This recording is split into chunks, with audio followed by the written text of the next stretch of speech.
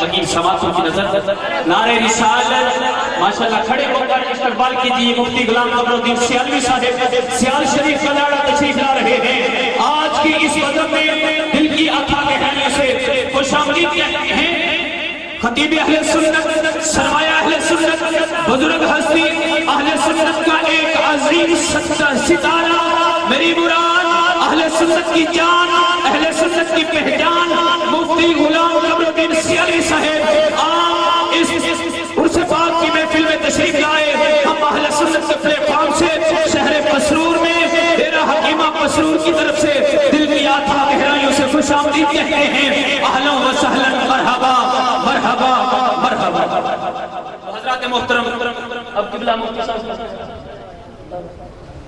تو حضرات محترم اب بلا تخیر سرمایہ اہل سنت اہل سنت کی جان اہل سنت کی پہچان جن بزرگوں سے آج جن بزرگوں کی وجہ سے ہم ہر جگہ پہ اپنے آپ پہ ناز کرتے ہیں میں انہی الفاظ کے ساتھ کیونکہ ان کا مقام آنا ان کی شان آنا یہ حضور کے غلام ہیں یہ مسلک حقہ کی پہچان تو میں دست بستہ قبلہ مفتی صاحب کی خدمت میں عرض کرتا کہ آپ اپنا روحانی وجدانی کہکشانی روح پرور خطاب فرما کر ہمارے قلوب و اذہان کو منور فرمائے نعرہ تکبیر نعرہ رسالت نعرہ رسالت نعرہ تحقیق نعرہ حیدری مسلک حق اہل سنت علماء حق اہل سنت تمام احباب سے میری گزارش ہے کہ جو گلی بازار میں کھڑے ہیں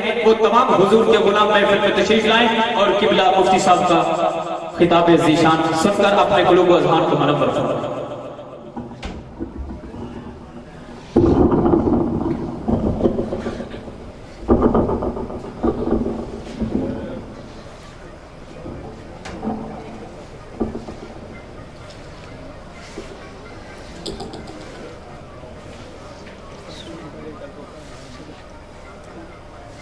بسم اللہ الرحمن الرحیم الحمدللہ رب العالمین والصلاة والسلام علی سید الانبیاء والمرسلین اکرم الاولین والآخرین محبوبنا ومحبوب رب العالمین وعلى آله الطيبين الطاهرين وأصحابه الهادين المهديين أما بعد فأعوذ بالله من الشيطان الرجيم بسم الله الرحمن الرحيم يا أيها الذين آمنوا اتقوا الله وابتغوا إليه الوسيلة وجاهدوا في سبيله لعلكم تفلحون صدق الله العظيم وصدق رسوله النبي الكريم إن الله وملائكته يصلون على النبي يا أيها الذين آمنوا صلوا عليه وسلموا تسليما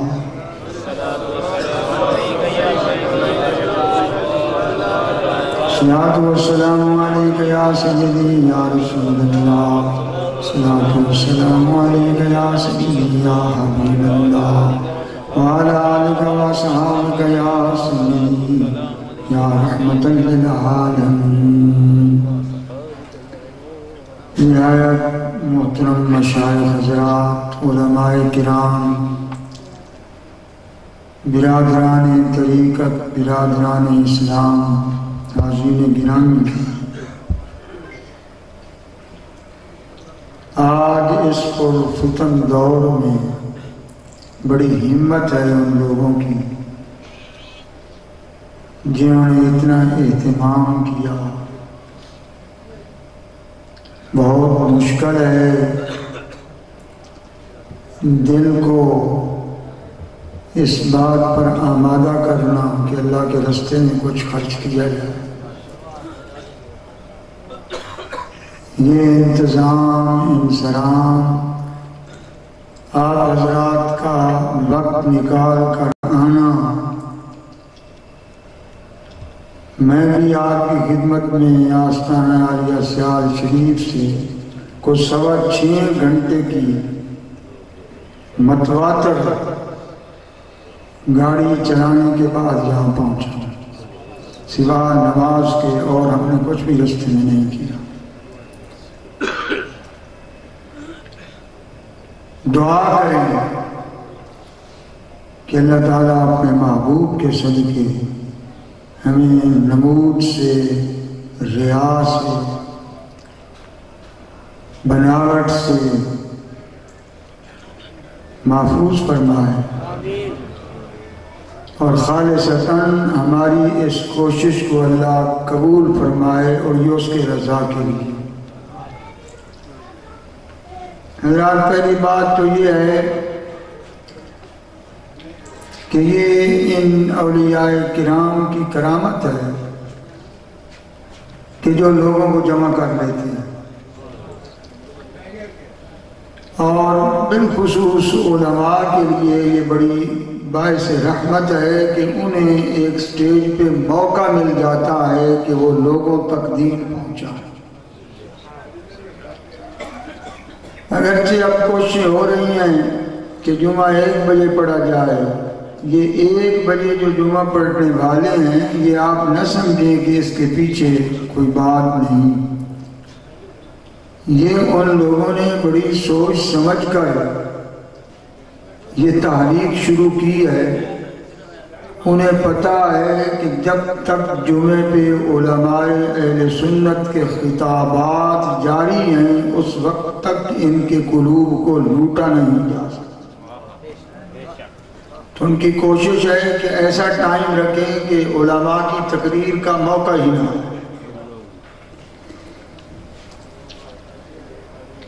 سب سے پہلی بات میں چند چیزیں عرض کروں گا۔ آپ شیریں بیان تو خطاب سن چکے ہیں، شعرا بیان بھی سن چکے ہیں۔ سب سے پہلی بات یہ ہے کہ اللہ تعالیٰ نے ہمیں انسان پیدا کیا، ننشئکم فی ما لا تعلمون۔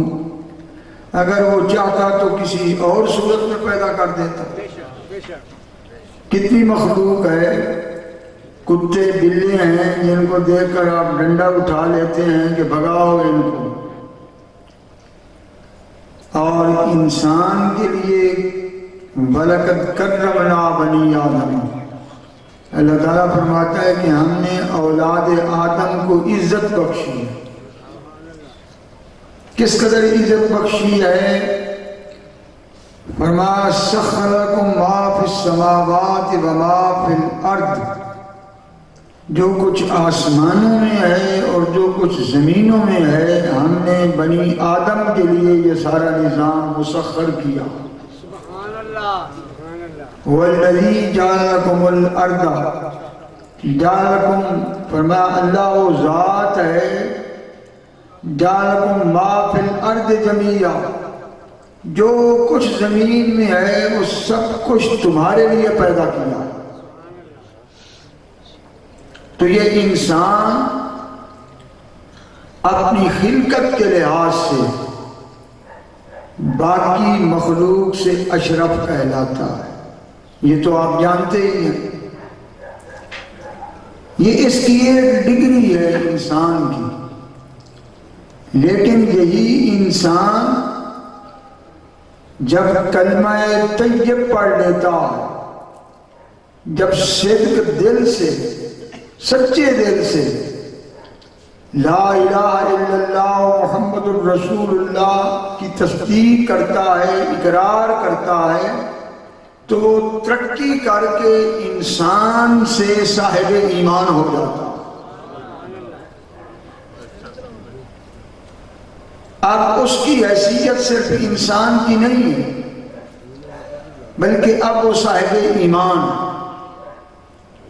حضرت سیدنا ابو ہریرہ رضی اللہ تعالیٰ عنہ سے صحیح بخاری میں روایت ہے کہ میں نے سرکار سے عرض کی کہ من احق بشفاعتک یا رسول اللہ یوم القیامہ، قیامت کے دن آپ کی شفاعت کا سب سے بڑا حقدار کون ہوگا؟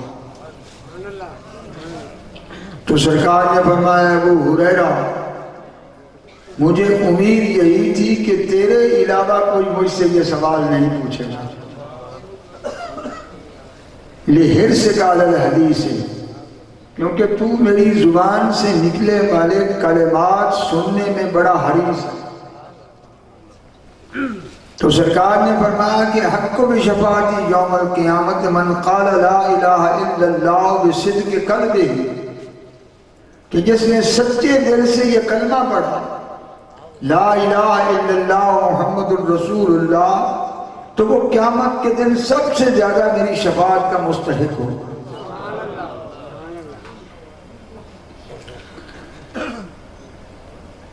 حضرات اس کو کلمہ طیب بھی کہتے ہیں، یہ تو بچے بھی جانتے ہیں۔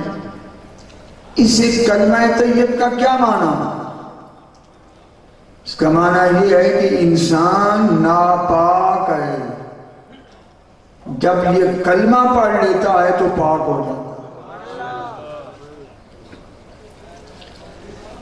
اسی پہ غور کرو کہ اگر یہ کلمہ نہیں تو ناپاک ہے، اس کی بیوی اس پر حرام ہے، اس کی نسل حرام ہے، اس کا کھانا پینا حرام ہے، اس کا مرنا حرام ہے، اس پر جنت حرام ہے، اور یہ لا الہ الا اللہ محمد الرسول اللہ صدق دل سے پڑھ لے تو بیوی بھی حلال، اولاد بھی حلال، جنت بھی حلال، اس کی نسل بھی حلال۔ تو پتہ یہ چلا کہ کوئی چیز بھی حلال نہیں جب تک کلمے نے اسے پاک نہیں کیا، اور کلمہ پاک کر دے تو اس کے لیے سب کچھ حلال ہے۔ اور ایمان اور کلمہ فقط اس کا نام ہے کہ مجھے آنکھ سے دیکھ کر بھی کسی چیز کا وہ یقین نہیں جو حضور کی زبان پر یقین ہے۔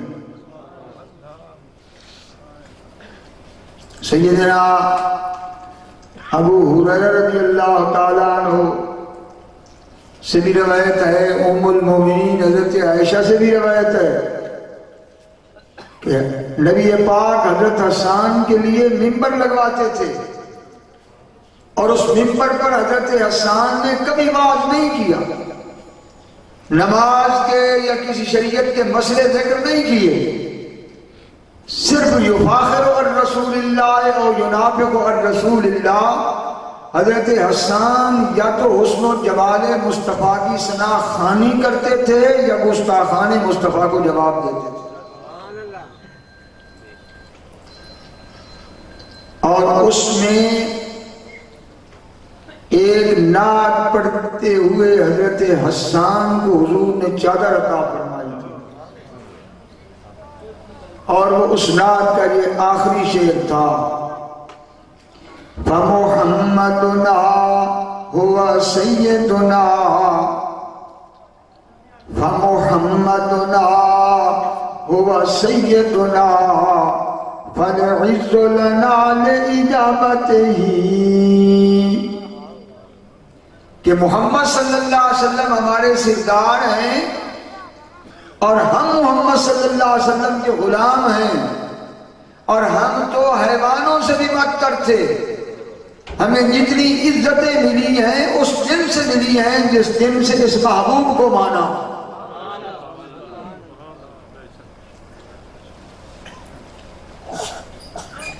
یہ درجہ ایمان،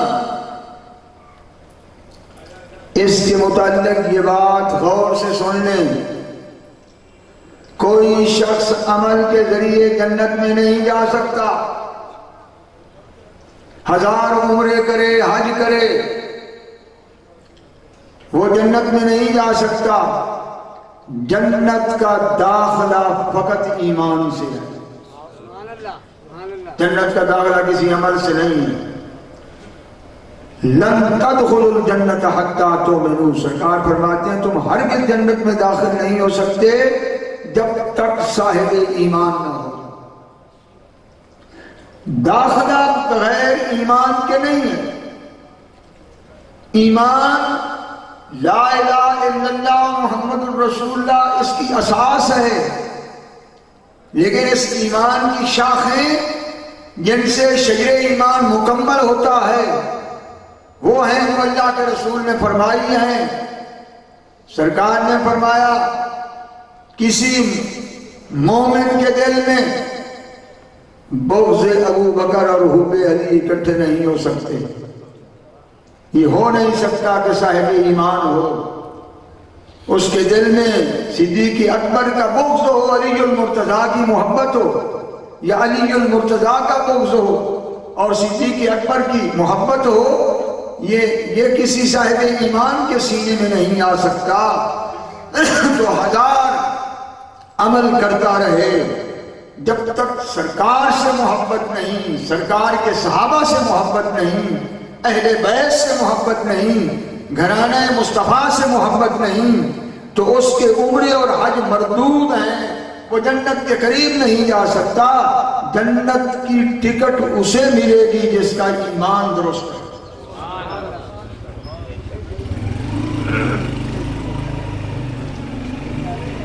البتہ پھر یہ سوال پیدا ہوا کہ پھر عمل کی کیا ضرورت، مقصد تو جنت میں داخلہ ہی ہے۔ تو قرآن کریم نے یہ ساری چیزیں واضح کر دی۔ اللہ تعالیٰ نے فرمایا کہ اونٹ سوئی کے سوراخ سے گزر سکتا، اونٹ یہ ممکن ہے کہ سوئی کا وہ سوراخ ہوتا ہے نا جس میں دھاگا ڈالتے ہیں، حتیٰ یلج الجمل فی سم الخیاط، فرمایا وہ سوئی کے سوراخ سے اونٹ گزر سکتا ہے، لیکن جس نے میرے قرآن کا انکار کیا اور میرے نبی کا انکار کیا وہ جنت کی بو نہیں پا سکتا۔ بلکہ فرمایا لا تفتح ابواب السماء، ان کی روح کو اوپر لے جایا ہی نہیں جائے گا، پہلے آسمان سے پھینک دی جائے گی، اس کے لیے دروازے ہی نہیں کھولے جائیں گے۔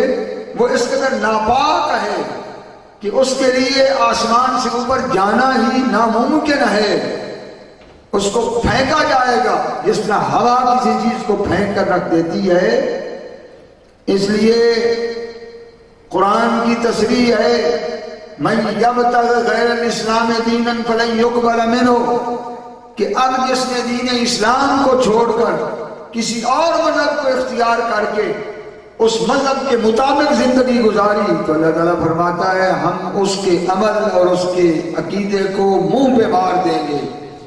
اگر ہمارے نزدیک اب کوئی چیز قابل قبول ہے تو وہ اس نبی امی کی ذات ہے، جو لے آیا ہے وہ نور ہے۔ بعض لوگ، میں نام نہیں لیتا، یہ یہودیوں کے پلاٹ کیے ہوئے جو کہتے ہیں کہ قرآن نے کہا کہ کوئی یہودی ہو، نصرانی ہو، ستارہ پرست ہو، اللہ پہ ایمان لے آئے اور یوم آخرت پر ایمان لے آئے تو اس کے لیے اجر ہے۔ تو میں یہ پوچھتا ہوں اگر اجر ہے تو اس آیت کا کیا جواب ہے کہ ان الدین عند اللہ الاسلام،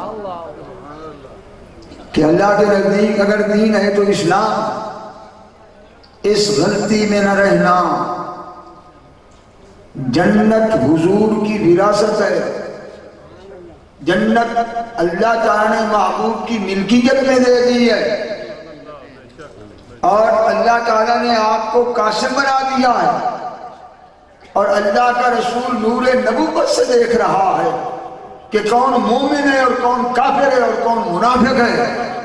اس لیے جنت حضور اسی کو دیں گے جس کے سینے میں نور ایمان ہوگا۔ جنت کا اور کوئی معیار نہیں ہے۔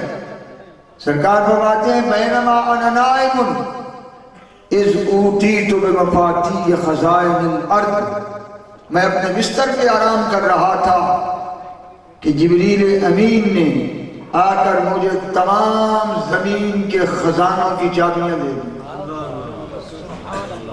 فبدأت بی یدی، میرے ہاتھ میں انہوں نے رکھ دی. تو اب اللہ تعالیٰ نے جب تمام خزائن کی چابیاں اپنے محبوب کو دی ہے تو جو کہتے ہیں نبی کے وسیلے کی ضرورت نہیں وہ لیں گے کیا؟ کہاں سے لیں گے؟ یہاں نقب زنی بھی نہیں ہو سکتی، فرشتوں کا پہرا کہ چوری کر کے لے جائیں. تو چابیاں اللہ کے رسول کے پاس ہیں، تو کوئی کیسے حاصل کر سکتا ہے جب تک اس رسول کے قدموں میں نہ ہو؟ سرکار فرماتے ہیں انما انا قاسم باللہ یؤتی، یہ پوری کائنات میں میرے سوا کوئی قاسم نہیں، فقط اور فقط میں قاسم ہوں، اور اللہ عطا کرنے والا ہے. بیٹا عطا اللہ کرتا ہے، دیتے حضور ہیں تقسیم کر کے. رزق رب دیتا ہے، تقسیم کر کے حضور دیتے ہیں. علم رب دیتا ہے، بانٹ کر حضور دیتے ہیں. ولایت رب دیتا ہے، غوث نبی بناتا ہے. کتب و ابدال کے سر پر جو امامہ رکھتا ہے تو ذات مصطفیٰ رکھتی ہے.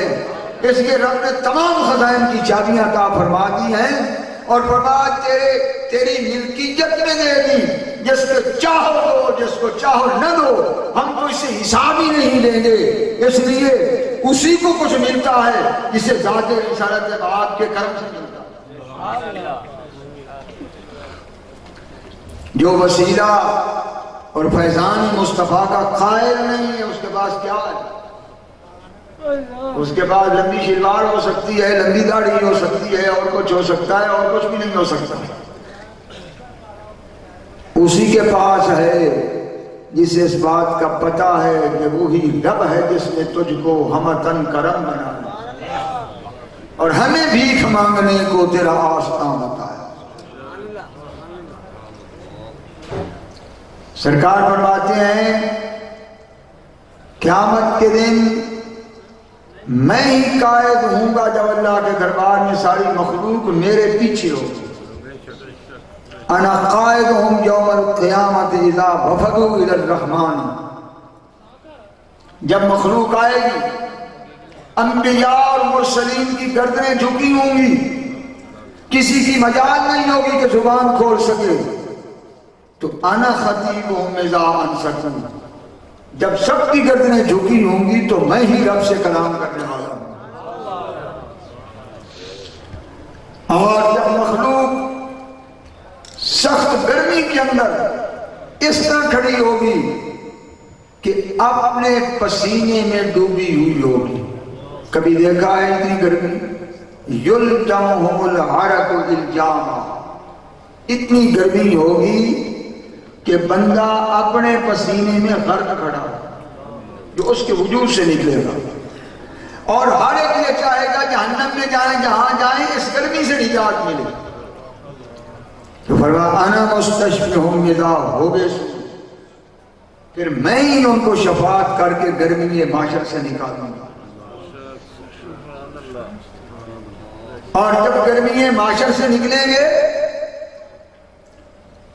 تو پل صراط پہ آئیں گے تو کنت قائما علی الصراط لتعتبر امتی، میں ہی پل صراط پہ کھڑا ہوں گا کہ اپنی امت کو گزاروں. کوئی نبی اور نہیں ہوگا پل صراط پہ، یاد رکھنا، سوا حضور کی ذات کے. صرف آپ ہوں گے. اور آپ فرماتے ہیں سرکار کہ میں اپنی امت کو گزارنے کے لیے کھڑا ہوں گا. اس لیے جتنے گنہگار بدکار بنو، لیکن یہ کوشش ضرور کرنا کہ دائرہ امت سے خارج نہ ہو. اس جاءنی عیسی ابن مریم، کہ میرے پاس عیسیٰ علیہ السلام آ گئے اور انہوں نے کہا یا محمد ہو. یہ انبیاء کا وظیفہ ہے، یاد رکھنا. پوری حدیث کی کتابوں میں جبریل بھی جب تک آتے رہے 15,000 سے زیادہ مرتبہ جب بھی آئے یا محمد کہا، اور یہی تمام انبیاء نے کہا. عیسیٰ علیہ السلام کا وظیفہ بھی یا محمد. فرمایا کہ ابن مریم آئے، انہوں نے کہا کہ ان حاج الانبیاء قد یشتکون الیک، اے محبوب یہ سارے نبی بھی قطار باندھ کر تیرے دروازے پہ آئے کھڑے ہیں کہ امتوں کو سنبھال کر کھڑے ہو، یا رسول اللہ ہمیں بھی سنبھالو. یہ باتیں اور یہ حدیثیں لوگ نہیں بیان کرتے. لوگوں کے علوم آج صرف اردو کی کتابوں تک رہ گئے ہیں. کیا میں آپ کو یہ لمحہ فکریہ دے کر پوچھ سکتا ہوں کہ نبی کے عمل سے دے کر کس کا عمل ہوتا؟ ان انبیاء میں خلیل اللہ بھی ہے جن کی ثنا خوانی سے قرآن گونج رہا ہے. ان میں داؤد و سلیمان ہیں، موسیٰ و ہارون ہیں. وہ جلیل القدر انبیاء ہیں جن کے نام پر سورہ انبیاء ہے.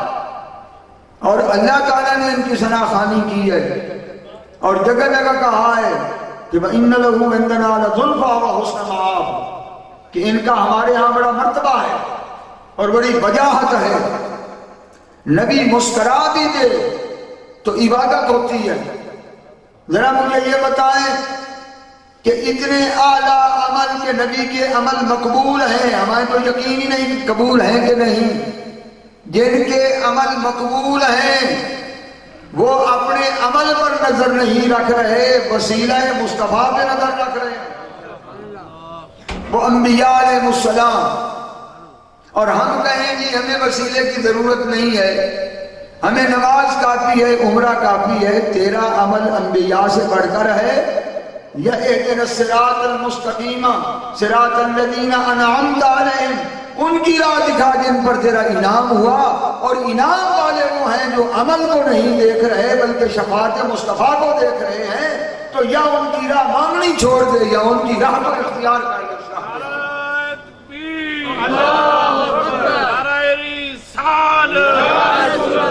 شان مصطفیٰ.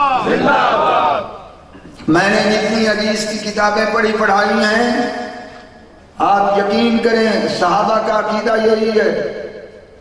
ان کی کبھی تہجد قضا نہیں ہوئی اور کوئی نماز ایسی نہیں تھی کہ آذان سے پہلے سب صحابہ مسجد میں جمع نہ ہو.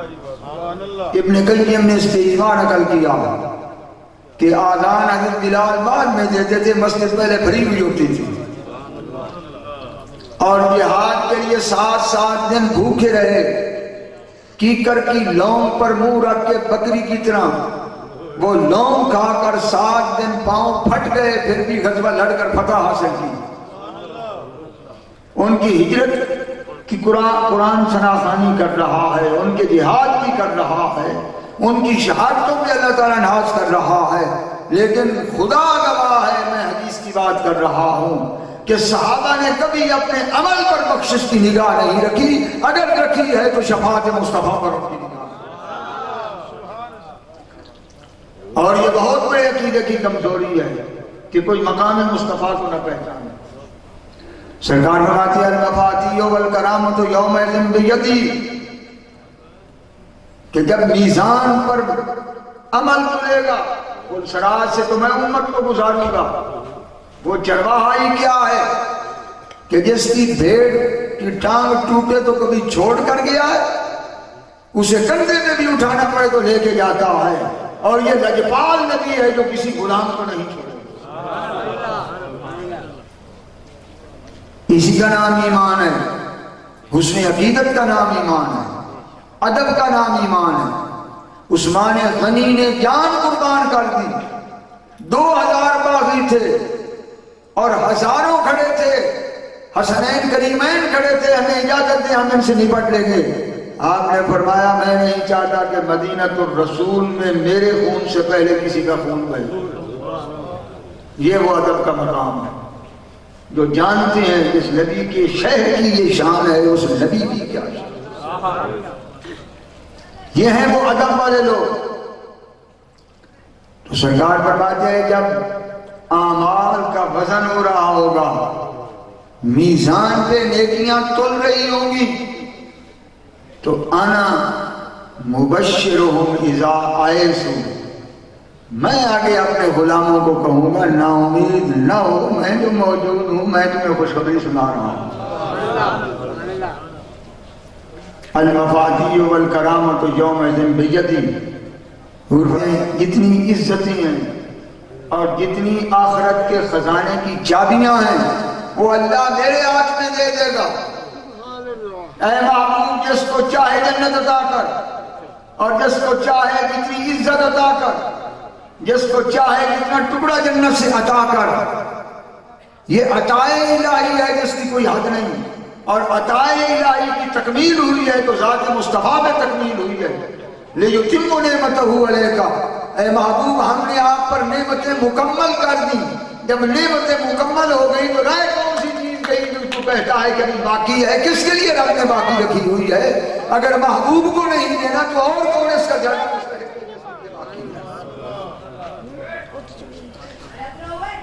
یہ اگر اس پر میں شروع اور صحابہ کرام کے قصائد میں پڑھ کر سناؤں تو وہ یہ خطرہ ہے آپ اٹھ جائیں گے، کیونکہ آپ کو شاید عربی کا حیدہ نہ ہو جائے، اتنے نہیں نہ آتی آپ عربی سنیں۔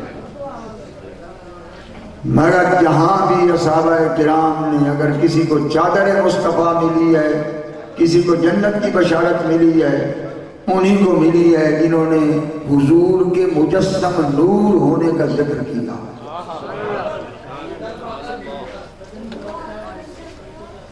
یہ بہت بڑی معلومی ہے۔ میرا ایمان تو یہ ہے کہ سب سے پہلے بندہ اپنے پیر سے مانگے، بالکل پیر سے مانگے، پھر اللہ کے رسول سے مانگے۔ پیر نائب الرسول ہے۔ محبوب الہی اپنے ملفوظات میں لکھتے ہیں کہ ایک شیخ نے کہا کہ جس کی کوئی حاجت ہو متواتر 4 دن میری قبر پہ آئے اور دعا کرے، متواتر 4 دن، اگر اس کی حاجت پوری نہ ہو تو 5ویں دن کدال لے کر میری قبر کو بے شک اکھاڑ کے رکھ دے۔ یہ اصحاب طریقت کی بات، شریعت کا رنگ چڑھے۔ ایک بات عرض کر دوں، شریعت کا رنگ چڑھے تو طریقت آتی ہے، جس میں شریعت پر عمل کر کے طریقت نہ آئے سمجھ لو شریعت کا رنگ ہی نہیں چڑھا۔ یہ دوسرا درجہ ہے، یہ ترقی ہے کہ جب شریعت کا رنگ چڑھے گا سختی نہیں طبیعت میں آئے گی، نرمی آئے گی، نرمی آئے گی، اس میں خلق آئے گا۔ فَبِمَا رَحْمَةٍ مِّنَ اللَّهِ لِنْتَ لَهُمْ، اے محبوب یہ دنیا جو پروانہ بار تیری طرف آ رہی ہے کھچ کر، اس کی وجہ یہ ہے کہ تجھ پر ہر وقت رب کی رحمت اتر رہی ہے۔ اٹریکشن ہوتی وہاں ہے جہاں نزول رحمت ہے، اور ریپلشن ہوتی وہی ہے، نفرت ہوتی وہی ہے جہاں رحمت کا نزول نہیں ہے۔ اتنی عبادت کر کے پیشانی پہ بل رکھنا اور سمجھنا ایک میں ہی مومن ہوں، باقی یہ سارے بدکار ہیں تو مشرک ہے، یہ ہے ریپلشن کی علامت کہ وہ شریعت کا رنگ نہیں اس پہ چڑھا۔ اور جس پر رنگ چڑھتا ہے اس کے دل میں نرمی، محبت آتی ہے، خلوص آتا ہے، خندق لگتی ہے۔ اور میں نے کتابوں کی روح سے اور اپنی زندگی کے تجربات سے یہ دیکھا ہے کہ کثرت ذکر سے دل میں سختی پیدا ہوتی ہے، کیونکہ نفس مخالفت کرتا ہے اور اس کا کوئی علاج نہیں۔ وظیفے پڑھیں گے معاملہ اور خراب ہوگا۔ اور وہ پیر بھی پیر میں نہیں مانتا کہ جو نابالغ کو وظیفے شروع کراؤں۔ وظیفہ اس کے لیے ہو جو وظیفے کا اہل کو، اس وظیفہ اس کا کوئی حل نہیں ہے۔ اگر اس کا حل ہے تو ولی کامل کے مزار کی حاضری ہے۔ اگر آپ جمعے میں ہفتے میں ایک دفعہ بھی کسی اللہ کے بزرگ کے مزار کی زیارت کریں اور حاضری دیں تو آپ کو عبادت میں لذت آنی شروع ہو جائے گی، آپ کو آنسو بھی آئیں گے، آپ کے دل میں نرمی بھی آئے گی۔ میں نے 2 باتیں اپنے پیر کی زبان سے سنی، شیخ الاسلام حافظ خواجہ محمد قمر الدین۔ ایک بات تو آپ نے فرمائی کہ میرا یہ ایمان ہے، آپ نے کہا میرا ایمان ہے، اس لیے کہ آپ کا ہے، کسی کا نہ ہو تو نہ صحیح۔ آپ نے فرمایا میرا یہ ایمان ہے کہ حضور کے جس غلام نے محبت سے زندگی میں ایک دفعہ بھی پڑھا الصلاۃ والسلام علیک یا رسول اللہ، تو میرے حضور فرما رہے تھے قیامت کے دن سید عالم اسے دوزخ میں نہیں جانے دیں۔ یہ میرا ایمان ہے۔ تو جو عارف ہے وہی یہ بات کر سکتا ہے، جو سرکار کی شان اور عظمت کو پہچانتا۔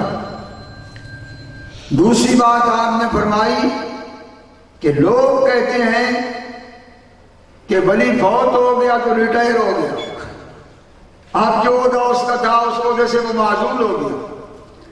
آپ نے فرمایا کہ نہ جاننے والوں کی بات ہے، جب تک پیر بزرگ ولی دنیا میں ہے اس کی ایک حصہ توجہ مریدوں کی طرف ہے اور 9 حصے توجہ اس کی شریعت کی طرف، کیونکہ دنیا میں وہ آخری سانس تک شریعت کا پابند ہے، اور جب وہ فوت ہو جاتا ہے تو اس سے شریعت کی تکلیف اٹھ جاتی ہے۔ اگر نفل پڑتا ہے تو ثواب ہے قبر میں، اس پر شریعت نہیں رہتی۔ تو میرے حضرت فرماتے تھے کہ فوت ہونے کے بعد ولی کی 9 حصے توجہ مخلوق کی طرف ہوتی ہے اور 1 حصہ توجہ آخرت کی طرف۔ تو جو ایک حصے سے، ایک توجہ سے خواجہ غریب نواز نے 99 لاکھ کو کلمہ پڑھا دیا، تو ان کی قبر پر آج کوئی جائے جہاں 9 حصے توجہ ہوگی، دل کی کیا کیفیت ہے؟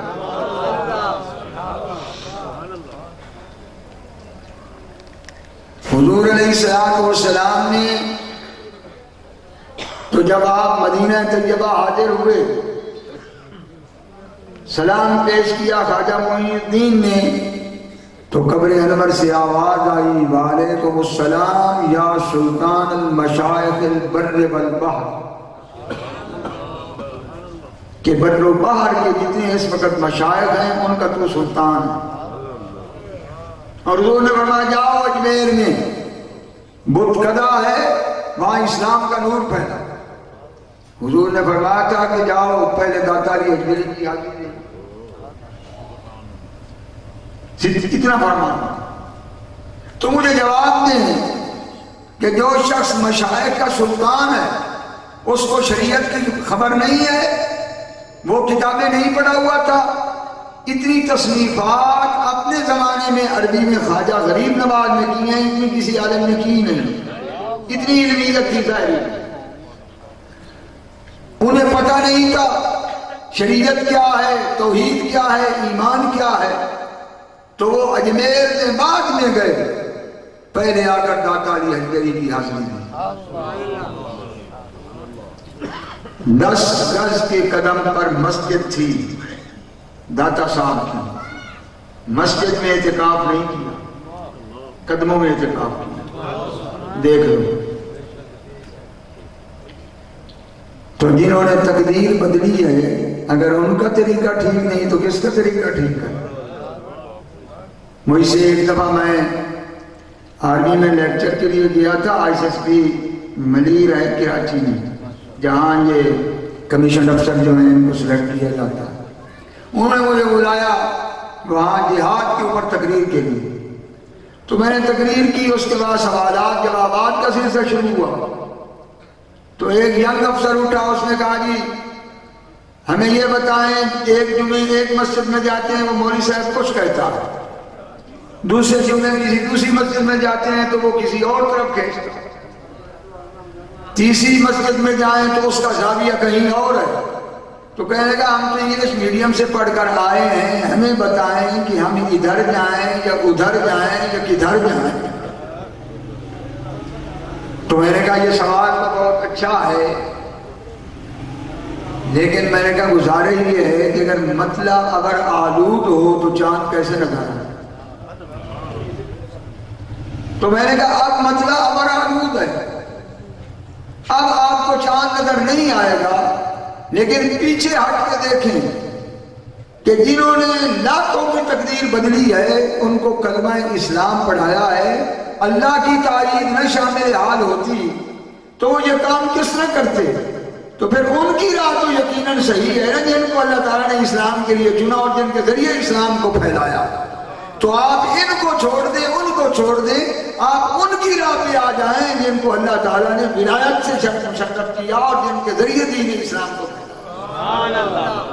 اور آج بھی میرا یہی جواب ہے. آپ بھی بھٹکتے پھریں گے لومڑی کی طرح، کبھی ایک مولوی کی سنیں گے تو کہیں گے یہ بھی ٹھیک کہتا ہے، کبھی دوسرے کی. تو آپ کے اندر ایک تذبذب ہوگا اور قوت نہیں ہوگی کہ آپ فیصلہ کریں. تو آپ ساری زندگی بس یہی کرتے رہیں گے. لیکن یہ نکتہ اگر آپ کے ذہن میں آ گیا کہ جن کی راہ اللہ سے مانگتے ہیں وہ اولیاء ہیں، تو ہمیں کیا ضرورت ہے کسی مولوی کے پاس جانے کی یا کسی کتاب کو پڑھنے کی. ہمارے پاس تو مشاہرہ وہ لوگ ہیں جنہوں بابا فرید گنج شکر نے پورے پنجاب میں کلمہ پڑھایا.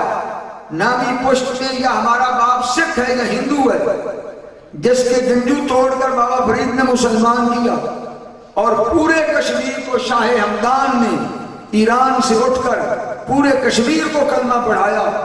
یہ کشمیر 1400 تک سکھ تھے اور ہندو تھے، ان کو شاہ ہمدان نے کلمہ پڑھایا. آج بھی کشمیر میں سلسلہ نقش بند کی کثرت ہے کیونکہ شاہ ہمدان نقش بند تھے اور انہوں نے آ کر 4 چکر لگا کر پورے کشمیر کو کلمہ پڑھا دیا. تو آپ ان لوگوں کی راہ پہ جائیں گے یا ان کی راہ پہ جائیں گے جنہوں نے مشین گنیں لگائی ہوئی ہیں کہ یہ مشرک ہے، یہ کافر ہے. نئے تو مسلمان تم کر نہیں سکتے ہو، جو ہیں ان کو بھی ایمان سے نکالتے رہو. تو ان لوگوں کی راہ کے متعلق آپ کا کیا خیال ہے؟ کیا یہ اللہ تعالیٰ کے محبوب نہیں تھے؟ وَاتَّبِعْ سَبِيلَ مَنْ أَنَابَ إِلَيَّ. اللہ فرماتا ہے اس کی راہ کی قدم بہ قدم پیروی کر جس کا دل میری طرف جھک چکا. اور یہ وہ اولیاء اللہ ہیں جن کے دل جھک چکے ہیں. لوگ مزارات اولیاء کو کوئی اہمیت نہیں دیتے، خاص طور پر جو ہمارے پڑھوکے لوگ ہیں جن کا اسلام سے عقلی تعلق ہے. اب عقلی زیادہ ہو گیا. یہ کالج یونیورسٹی اس وقت ٹوٹل یہ عقلی ہے. کہتے ہیں جی ریزن سے بات کریں، لاجک سے بات کریں. تو لاجک اگر آئے گی اس کو مانا آپ نے تو نبی کو مانا یا لاجک کو مانا؟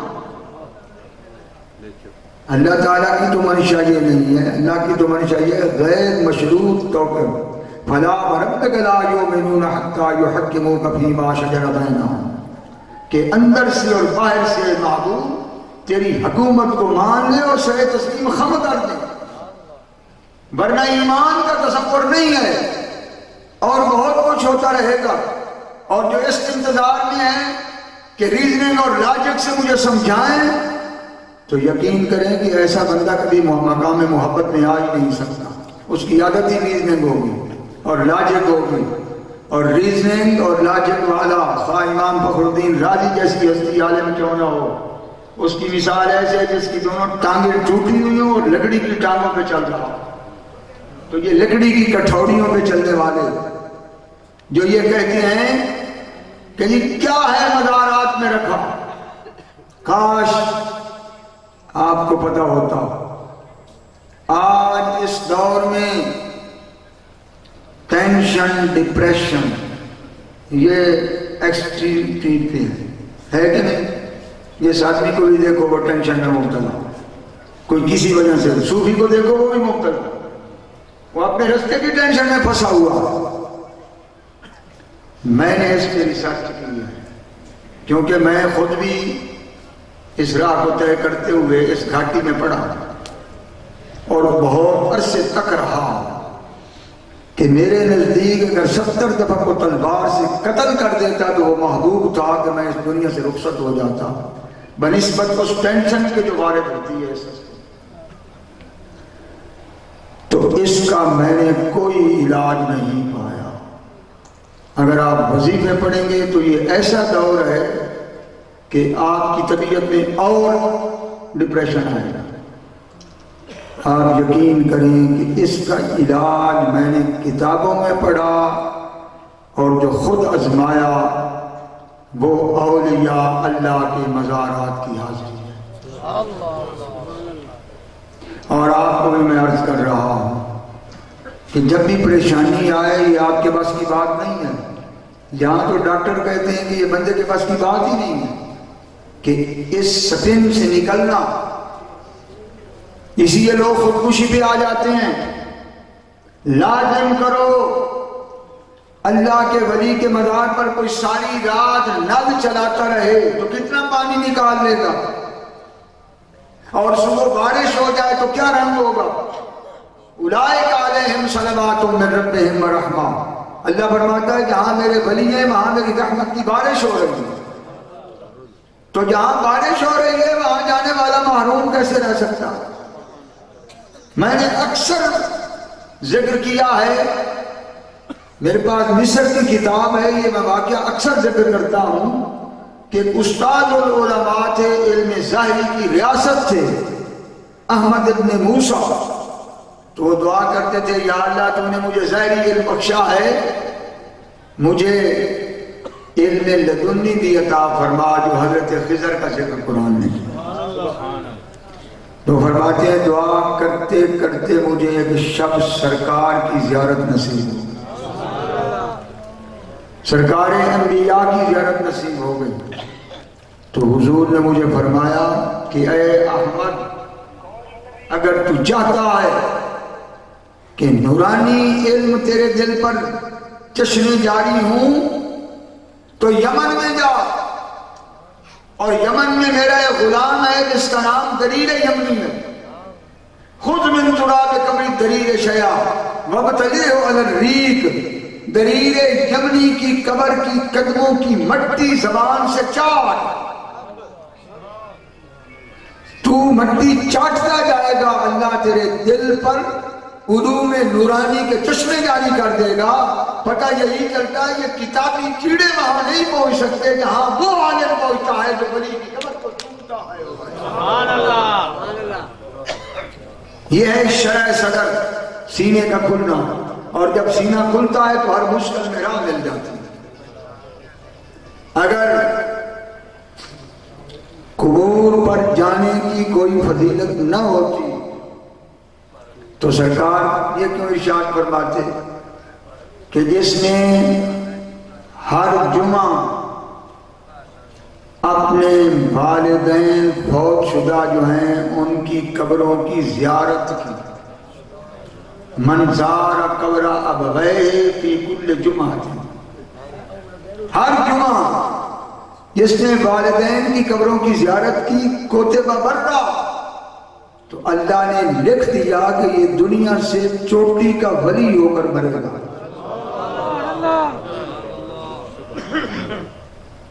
اور کوئی عمل تو نہیں, صرف زیارت ہے.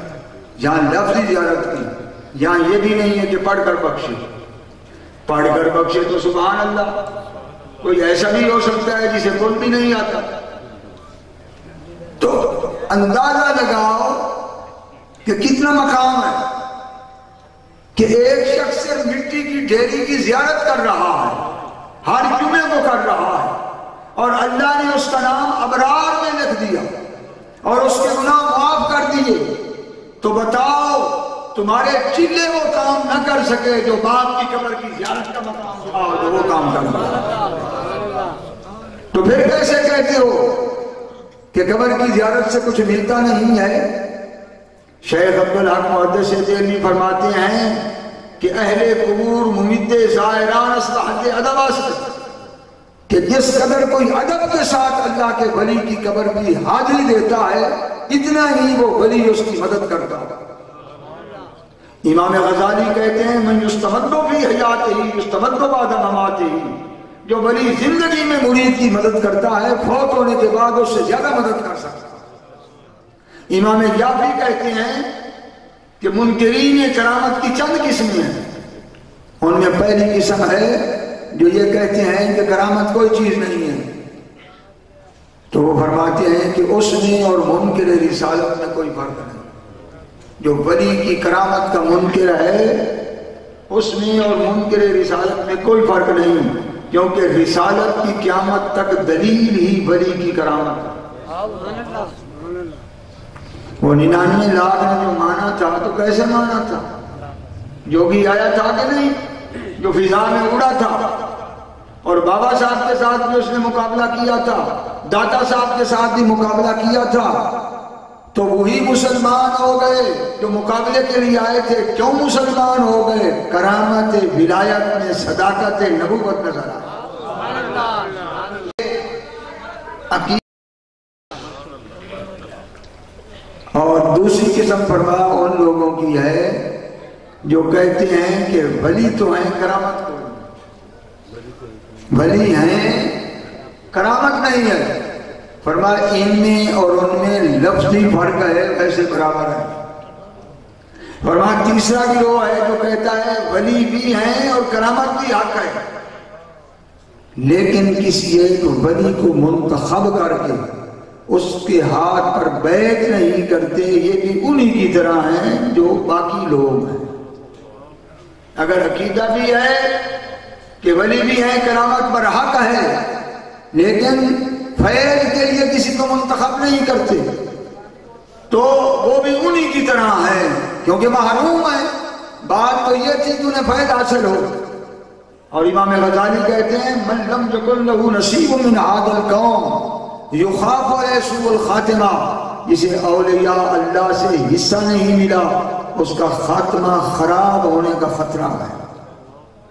وَأَدْنُ النَّصِيبُ مِنْهُ التصدیق والتسلیم، ادنا فیض یہ ہے کہ اولیاء پر تنقید نہ کی جائے، ان کے اقوال کی تصدیق کی جائے اور ان کے سامنے سر تسلیم خم کیا جائے، یہ ادنا فیض ہے۔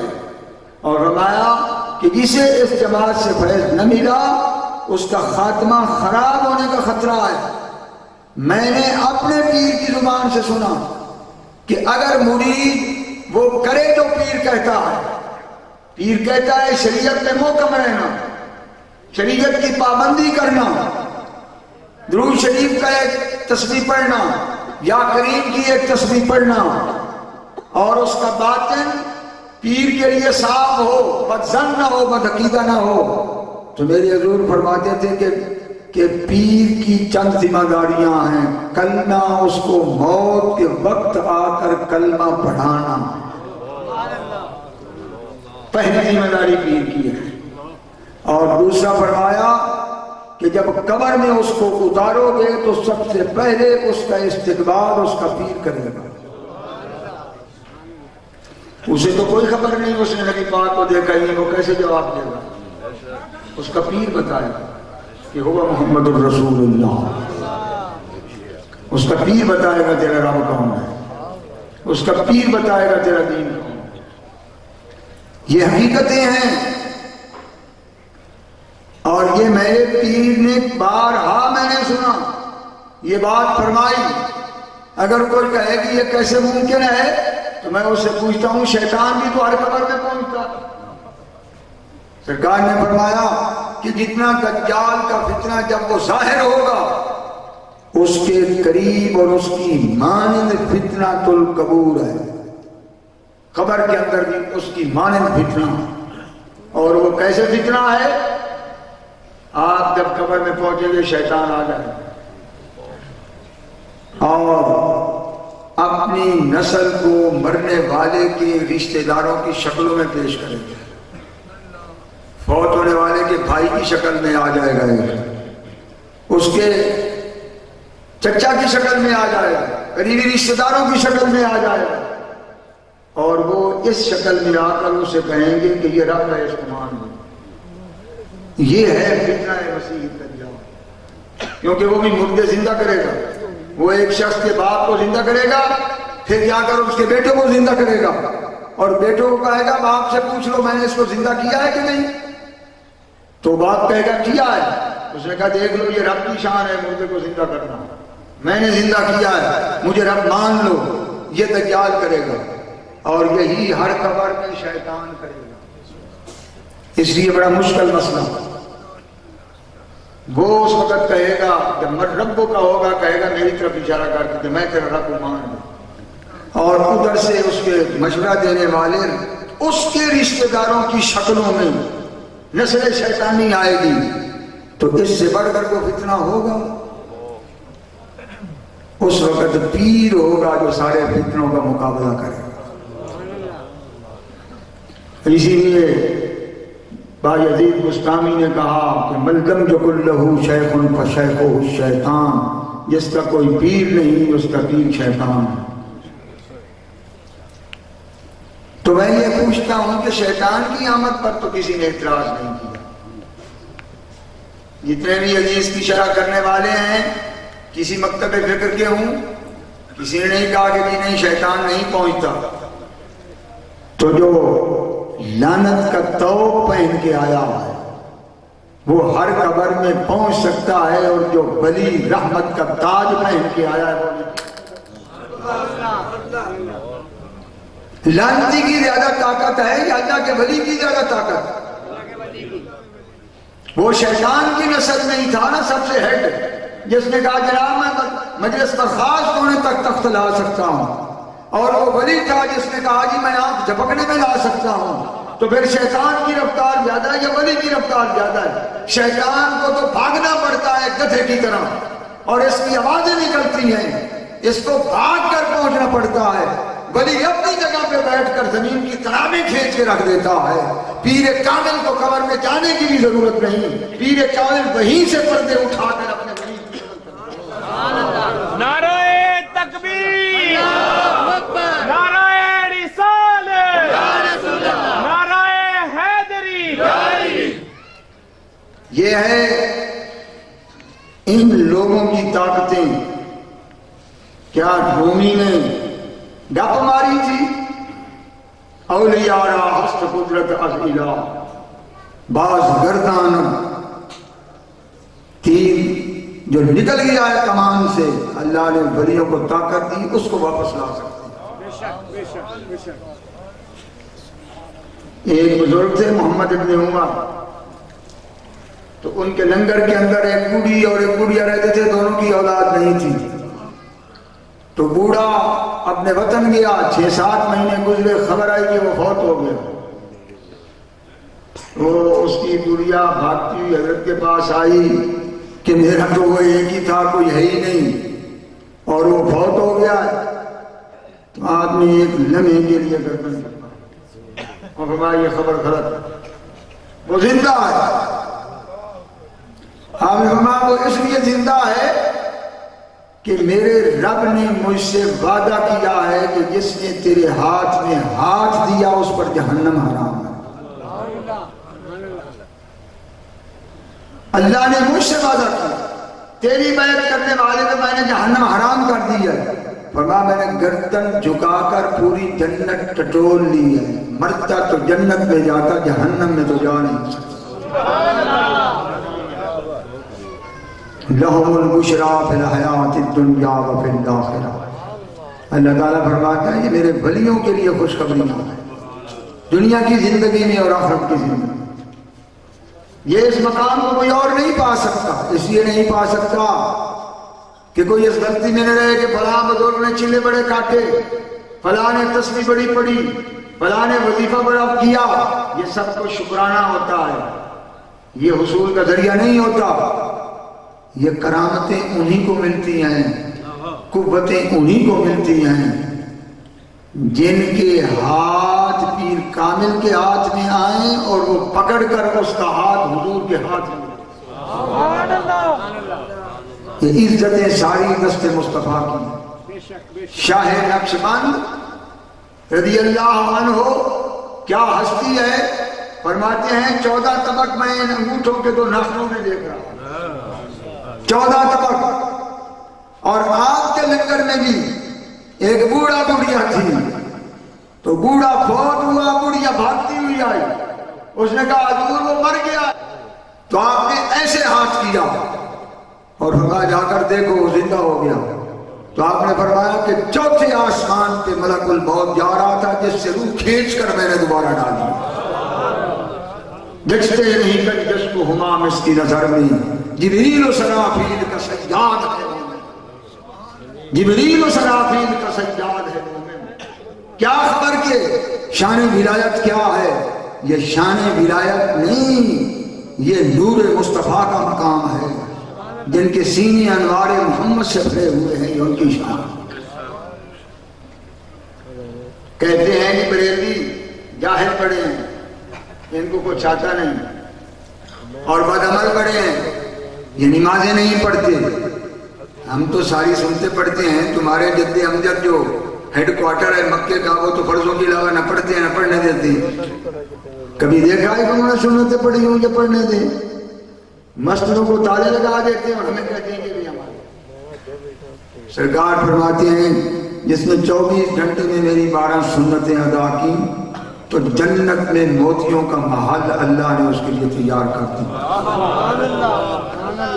2 فجر کی سنتیں، 4 زور سے پہلے 6، اور 2 زور کے بعد 8، 2 مغرب کے بعد 10، اور 2 عشاء کے بعد 12۔ یہ پڑھتے ہیں وہ پڑھتے ہیں نہیں، تو پھر ہمیں کہتے ہیں یہ بے عمل ہیں۔ ہم بے عمل ہیں یا تم سنتوں کے ہی دشمن ہو، دین کی جڑ نکالنے والے ہو۔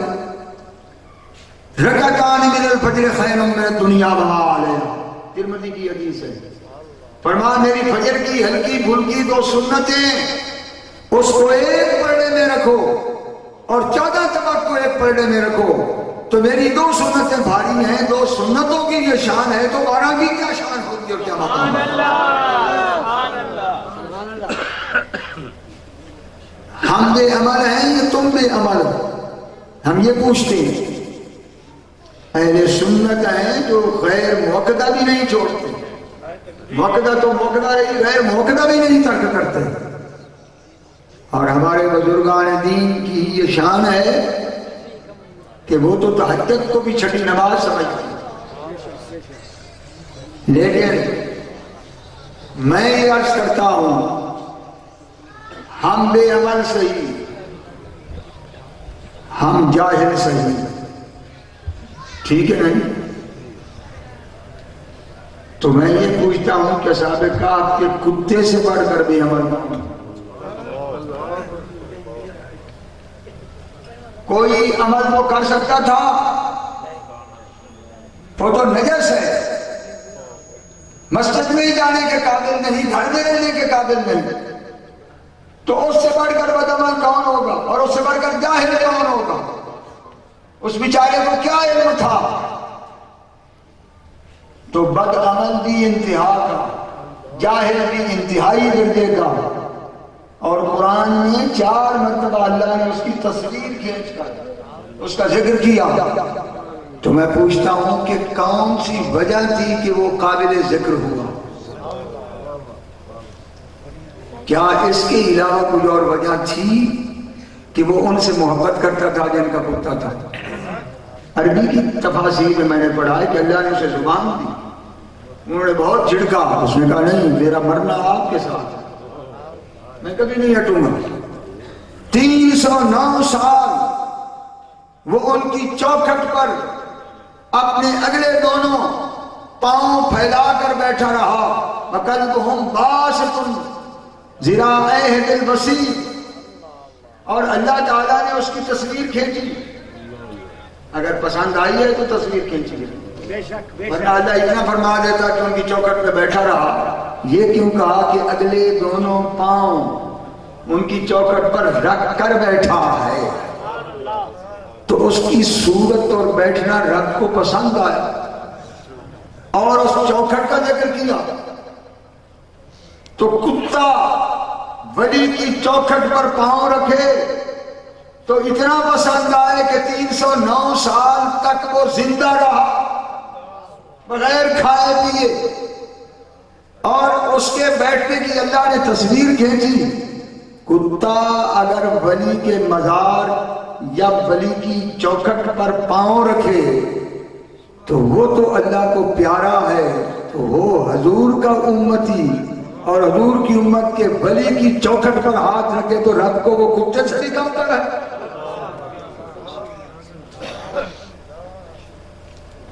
ذرا غور کرو، پھر اس سے بڑھ کر بدعمل کون ہے؟ اس سے بڑھ کر جاہل کون ہے؟ جس نے 6 لاکھ سال عبادت کی، زمین آسمان کے چپے چپے پہ سجدہ کیا، اور 60,000 سال فرشتوں کو درس دیا. اتنا بڑا عابد نہیں ہے, اتنا بڑا کوئی مفتی عالم نہیں ہے جتنا وہ تھا, مگر سب سے بڑا لعنتی بن گیا. کیوں لعنتی بن گیا؟ اس نے کہا مجھے پیر کی بھی ضرورت نہیں, نبی کی بھی ضرورت نہیں, میری وہ توحید ہے, تو کہے تو تجھے سجدہ کروں گا, تیرے علاوہ کسی کو نہیں کروں گا. اور میں نکل گیا لعنتی, تو پوری مخلوق میں سب سے بڑا لعنتی ہے. اتنا بڑا عابد لعنتی ہو گیا, نہ مان کر کتا شان پا گیا. ولیوں کی محبت, اگر ان کی سنگت میں کتا آ جائے تو پاک ہو سکتا ہے. یہی طریقت ہے کسرو بلند شدی در شدی کے عشق, یعنی ببوس پائے سگانچ رسیدائی. امیر خسرو کہتا ہے میں طریق عشق کی بلندی پہ پہنچ گیا کیونکہ میں محبوب کے کتوں کے قدموں کی مٹی کو چومنے والا بن گیا. یہ ہے طریق عشق.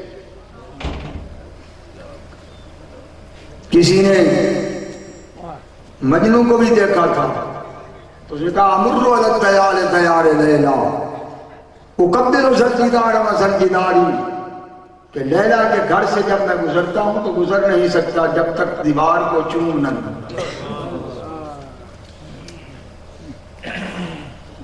وما حب الدیار شرف نہ قلبی, فرمایا کہ اس مٹی نے میرے دل کو نہیں کھینچا, کوئی یہ سمجھے کہ اس مٹی میں کوئی تاثیر ہے, ولیکن حب من سکنت دیارا, جو اس کے اندر بیٹھا ہے میرا محبوب, اس کی وجہ سے مجھے دیواریں بھی محبوب لگتی ہیں. اگر اس کے مجازی میں لیلا اندر بیٹھی ہو تو اس کی دیواریں بھی چومنی پڑتی ہیں, تو اس مدینے کی کیا شان ہے جہاں خدا کا محبوب اس کی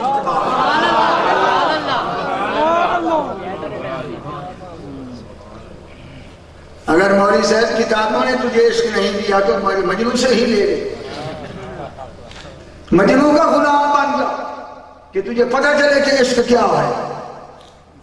عشق یہ ہے کہ نظام الدین اولیاء بیٹھے ہوئے تھے, ایک کتا سامنے سے آیا, آپ مریدوں کے سامنے اٹھ کر کھڑے ہو گئے اور ہاتھ باندھا.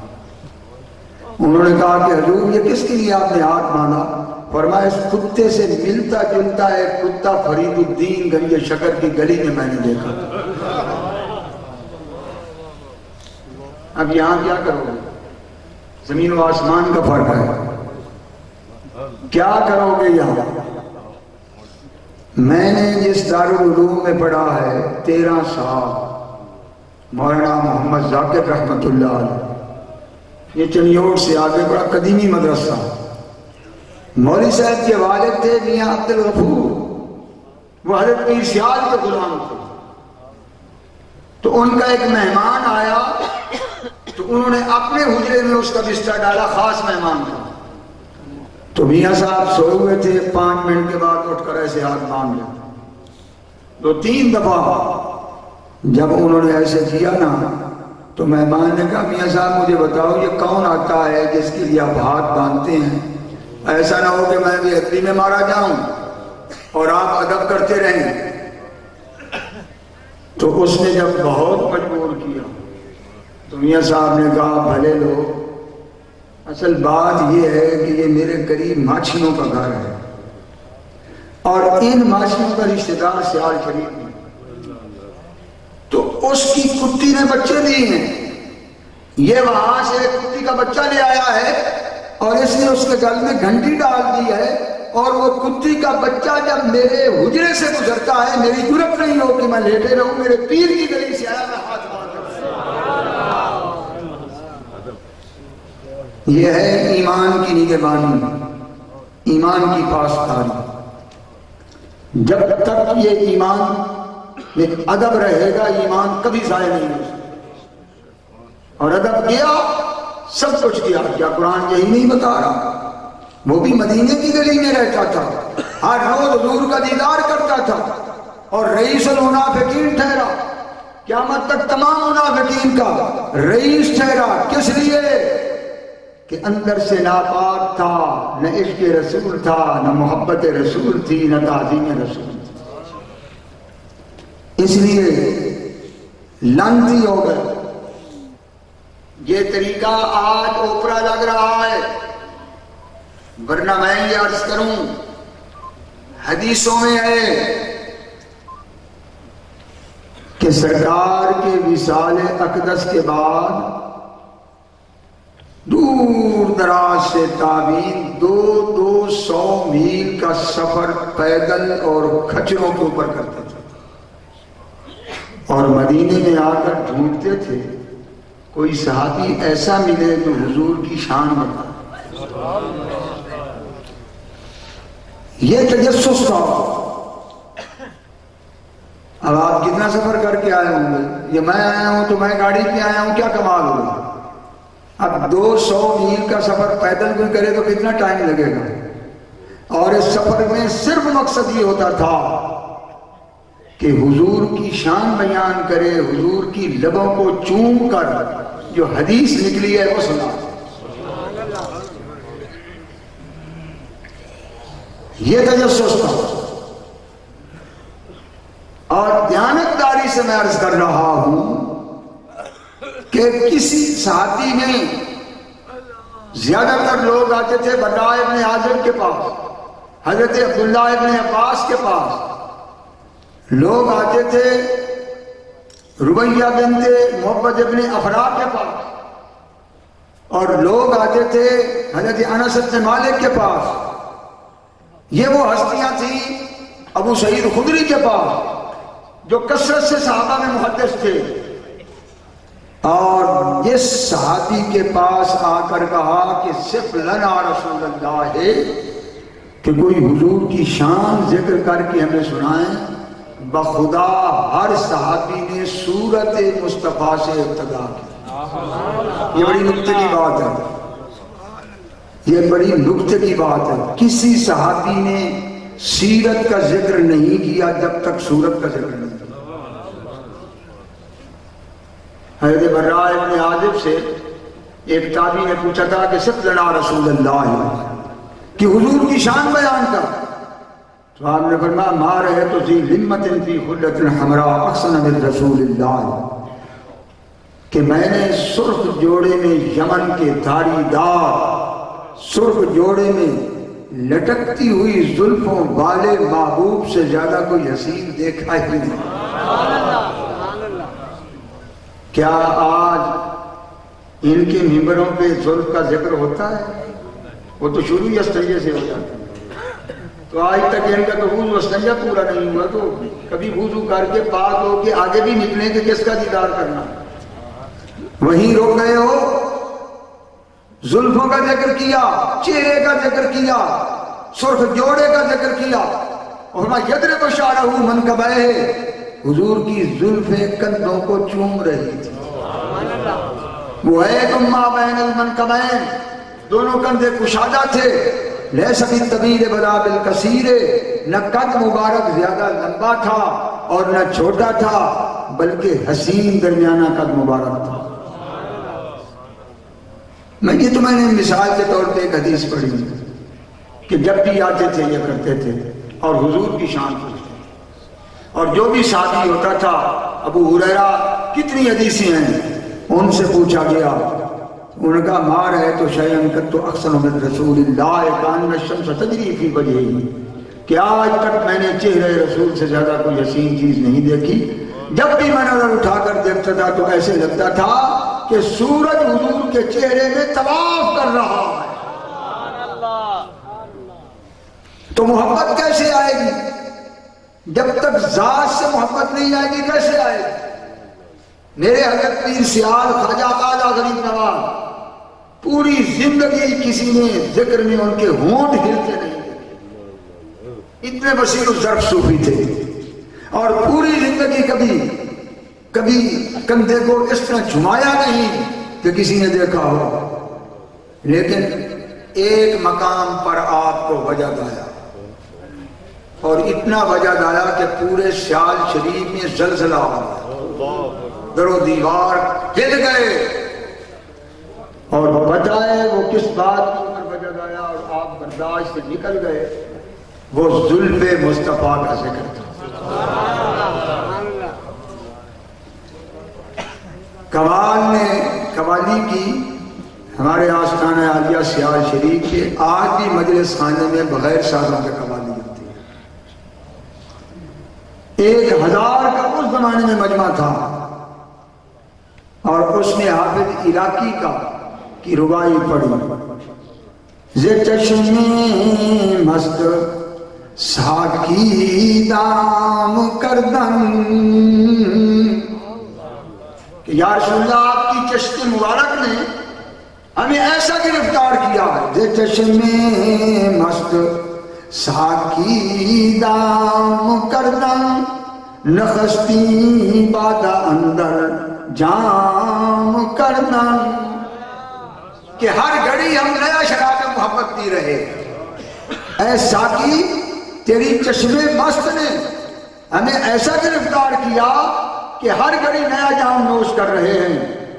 اس شعر پر تھوڑی سی آپ کے شوق پر جو ہے پھڑکے، لیکن آپ ضبط کر دیں۔ جب اس نے دوسرا شعر پڑھا تو آپ سے ضبط کرو، سنائے زلف رخسار تو اے ماں،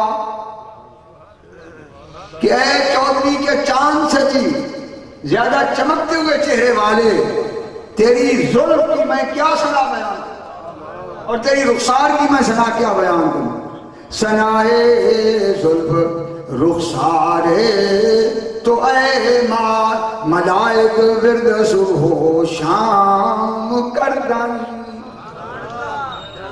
کہ میں تیری زلف اور رخسار کی کیا تعریف کروں، عرش کو اٹھانے والے فرشتے صبح و شام تسبیح تیری زلف اور تیری رخسار کی پڑھتے ہیں۔ سبحان اللہ، اللہ اکبر، یا رسول اللہ، یا رسول اللہ۔ اس پر آپ کا گھٹنا زمین سے اٹھ گیا اور آپ پر کب کبھی تاری ہوئی، موٹے آنسو گرنے لگے اور پورے سیال شریف میں زلزلہ، ہندو گھروں سے باہر آیا۔ انہوں نے کہا کہ ایسا کبھی زلزلہ نہیں دیکھا، کھجوروں کو پکڑ کر بیٹھے تھے، کافی دیر تک یہ شعر پڑھتا رہا، حضور پھڑپھڑاتے رہے، جب ہوش آیا یہ گھٹنا پکڑ کر زمین میں مارا، زمین وہیں رو گئی۔ یہ ہے اولیاء اللہ کی شان، پھڑکتے ہیں تو زلف یار پہ پھڑکتے ہیں، تڑپتے ہیں تو رخسار مصطفیٰ پہ تڑپتے ہیں، اور پھر یہی ہے کہ عرش الہی جن پہ ناز کرتا ہے، جسے پی کے اہل رندہ سر عرش چومتے ہیں، وہ شراب آج ساقی تیرے گھر برس رہی ہے۔ یہ ہیں وہ ہستیاں جنہیں ولایت کہا جاتا ہے، جو عشق مصطفیٰ کے اندر رگے ہوئے ہیں، ان کی زیارت کرنا ان کی زیارت سے روکتے ہیں۔ حضرت موسیٰ علیہ السلام نبی ہیں اور صاحب رسالت قشیریہ کہتے ہیں کہ خضر ولی ہیں، جو داتا صاحب کے پیروں میں سے ہیں جنہوں نے یہ کتاب لکھی ہے۔ وہ فرماتے ہیں کہ خضر ولی ہیں، اور موسیٰ علیہ السلام نے کہا کہ لا ابرأ حتی، میں اس وقت تک نہیں رکوں گا جب تک جہاں مجمع البحرین میں خضر ہے اس کو مل نہ لوں، اور عمد یا حقبہ، یا مجھے کئی حقبے چلنا پڑے، حقبہ جمع ہیں، حقبہ تم کی حقبہ، اور ایک حقبہ 80 سال کا ہوتا ہے، تو حقبے کتنے ہوئے؟ نبی ہے، اس کا بڑا کام تبلیغ ہے، اللہ کی عبادت ہے۔ ذرا مجھے جواب دیں کہ وہ جو کہتے ہیں 90 سال بھی مجھے چلنا پڑے تو میں خضر کی زیارت کر کے ہٹوں گا، تو 90 سال میں ان کا اور کوئی کام نہیں تھا؟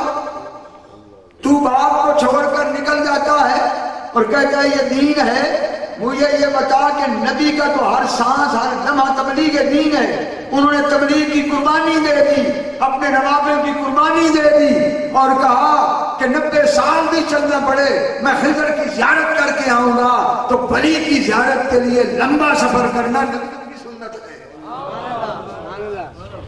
اور لوگ کہتے ہیں کہ اس میں کیا دھرا ہے، وہاں اس کو ملنے جا رہے ہیں، انہیں اگر خبر ہو تو تب ہو۔ سب سے بہترین عمل کسی بندے سے اللہ کی خاطر محبت کرنا، سب سے بہترین عمل۔ حضرت ابو رزین صحابی کو حضور نے فرمایا کہ کیا تجھے خبر ہے کہ ان الرجل اذا خرج من بیتہ زائرا اخاہ، جب کوئی بندہ اپنے گھر سے کسی مسلمان بھائی کی زیارت کے لیے چلتا ہے تو شیعہ 70,000 ملک، اللہ تعالیٰ 70,000 فرشتے آسمان سے اس کے ساتھ لے لیتے، اور رکن یمانی جو کعبہ کا ہے اس کو جو چھڑی لگا کر چومے تو 27 فرشتے اس کی دعا پر آمین کرتے ہیں، وہ 24 گھنٹے وہاں موجود ہوتے ہیں۔ یہ ضرور آپ کو فضائل حج میں حدیث ملے گا کہ رکن یمانی کی کیا شان ہے، یہ کوئی نہیں لکھے گا کہ ولی کی زیارت کا کیا مقام ہے۔ وہاں 27 فرشتے ہیں، یہاں 70,000 فرشتے ہیں، وہاں دعا حاجی کرتا ہے اور آمین فرشتے کرتے ہیں، اور یہاں سرکار فرماتے ہیں یصلون علیہ، 70,000 فرشتے اس کے لیے دعا کر رہے ہوتے ہیں۔ تو ایک فرشتہ کی جس کے لیے دعا کرے وہ تو معصوم ہے، اس کی دعا مقبول ہے، تو 70,000 فرشتہ جس کے لیے دعا کرے وہ بدبخت رہ کیسے سکتا؟ اور جب تک وہ پہنچ نہیں جاتا فرشتے اس کی سنگت میں ہوتے۔ اتنی بڑی برات کسی کی دیکھی 70,000۔ دوسری حدیث میں سرکار فرماتے ہیں کہ جو کسی مسلمان کی زیارت کے لیے یا نیک بندے کی بیماری میں عیادت کے لیے نکلے تو ناداہ منادیان من السماء، آسمان سے 2 فرشتے اونچی آواز سے کہتے ہیں ان طبتا، آج سے سر سے پاؤں تک تو پاک ہو، وَتَّابَ مَمْشَاكَ، تیرے قدم پاک ہو گئے، وَتَبَوَّأْتَ مِنَ الْجَنَّةِ، اور تجھے جنت میں گھر دے دیا گیا۔ یہ بخاری اور مسلم دونوں کی حدیث ہے۔ بتائیں مجھے، صرف چلائی ہے، زیارت کے لیے گیا، اتنا مقام اگر نہ ہوتا تو جنت بھی مل گئی، پاک بھی ہو گیا، قدم بھی پاک ہو گئے۔ یہ کہتے ہیں جی کہ یہ آستانہ جی شریف ہے، یہ شریف ہے، یہ شریف ہے، کہتے سارے ہی شریف ہو گئے۔ شریف پر انہیں بڑا اعتراض ہے، اور ان کو کہو مزاج شریف تو بالکل خوش ہو جائیں گے، اپنے مزاج کے شریف ہونے پہ خوش ہو جائیں گے، آستانوں کے ساتھ شریف میں تو پریشان ہو جائیں گے۔ تو ان کو اتنی خبر نہیں ہے کہ یہ شریف کا لقب تو اوپر سے اترا ہے۔ حضور تو فرماتے ہیں کہ وہ شریف ہو گیا ہے جو ان کے رستے پہ چل رہا، جو 100 قتل کر کے رستے پہ مرے، رستے پہ مرے، اس کے 100 قتل ہوا، تو جو پہنچ کر اللہ کے مقبول بندے کی زیارت کرے گا تو اس کا کون سا گناہ باقی رہے گا؟ یہ سب سے اعلیٰ عمل ہے۔ امام احمد نے ایک لمبی حدیث ذکر کی، سرکار نے فرمایا کہ ایک شخص چلا دوسری بستی میں کسی مسلمان کی زیارت کے لیے، اللہ تعالیٰ نے ایک فرشتے کو بش کی شکل میں بھیج دیا، اس نے آ کر اس کا ہاتھ پکڑا، کہنے لگا کہاں جا رہے ہو؟ اس نے کہا بھائی وہاں ایک مسلمان بھائی ہے اس کی زیارت کے لیے، لی اخن فی ہذہ القریہ، اس نے کہا حل علیک من نعمت تربوہا، اس کا کوئی تجھ پر دنیاوی احسان ہے جو چکانے جا رہا ہے؟ اس نے کہا لا الا انی احبہ فی اللہ، کہ صرف اور صرف وہ اللہ کا بندہ ہے، اللہ کے لیے میں اس سے محبت کرتا ہوں۔ فقال انی رسول اللہ علیہ، تو اس نے کہا مجھے بشری شکل میں نہ دیکھ، میں اللہ کا فرشتہ ہوں، اور اللہ تعالیٰ نے مجھے یہ پیغام دے کر بھیجا ہے کہ ان اللہ حبک کما احببتہ، جتنی تجھے میرے بندے سے محبت ہے اتنی مجھ اللہ کو تیری ذات سے محبت ہے۔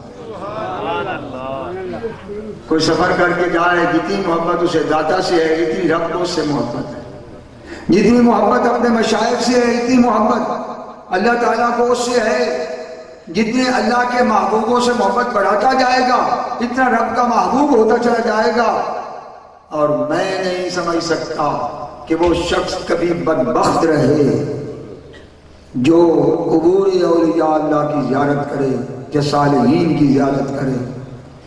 بس ایک جملے میں فیصلہ کرتا ہوں، اگر دیکھنا ہو کہ نیک بخت کون ہے تو یہ دیکھ لو کہ یہ کتنا ولیوں کی زیارت کے لیے جاتا ہے،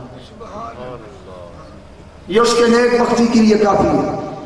اور دیکھ لو کہ بدبخت کون ہے تو وہی ہے جو شیطان کی راہ پہ ہے، جو کبھی کسی اللہ کے ولی کی زیارت کے لیے نہیں جائے گا۔ اتنی حدیثیں بھری پڑی ہیں کہ ولی جہاں چند منٹ کے لیے بیٹھ جائے اس مقام پر قیامت تک رب کی رحمت برستی رہتی ہے۔ حضرت پیر پٹھان خواجہ شاہ سلیمان توسے کے ٹیلے پہ بیٹھے تھے، ایک شخص نے سوال کیا کہ حضور سنا ہے کہ پاک پٹن میں کوئی بہشتی دروازہ ہے، جو گزر جائے وہ جنتی ہے۔ تو آپ نے فرمایا وہ تو فرید الدین گنج شکر ہے، اس کا بڑا مقام ہے، جس ٹیلے پہ میں بیٹھا ہوں تو قیامت تک اس پہ آ رہا ہے، اس پر جہنم حرام ہے۔ تو اس وقت اس نے کہا حضور میں ایک اور بھی گزارش کرتا ہوں کہ اگر کوئی بہت ہی بڑا بدبخت ہو اور وہ اس ٹیلے پہ آ جائے تو وہ بھی بخشا جائے گا۔ تو آپ نے اپنی زبان میں فرمایا سائیں اتھا بدبخت آ سکتا ہی نہیں، اتھا بدبخت آ سکتا ہی نہیں، کبھی کسی ناپاک سینے میں ولی کی محبت نہیں آ سکتی۔ اللہ تعالیٰ انہی کو اولیاء کی محبت دیتا ہے جن کے سینے پاک ہوتے ہیں۔ حب درویشاں کلید جنت، سانی فرماتے ہیں کہ درویشوں کی محبت جنت کی کنجی ہے۔ اللہ تعالیٰ ہمیں اس مسلک پہ قائم رکھے اور صرف ظاہر بھی نہ رہو، چلو ان قبور کی طرف تاکہ باطن کا بھی دروازہ کھلے، اور باطن کے دروازے سے عبادات کی لذتیں ہیں، زندگی کی لذتیں ہیں، قوتیں ہیں۔ اللہ تعالیٰ اس آستانے کو بھی آباد رکھے اور جنہوں نے یہ اہتمام کیا ان کی کوشش کو بھی قبول فرمائے۔ انہ علی کل شیء قدیر و انہ بنا رؤوف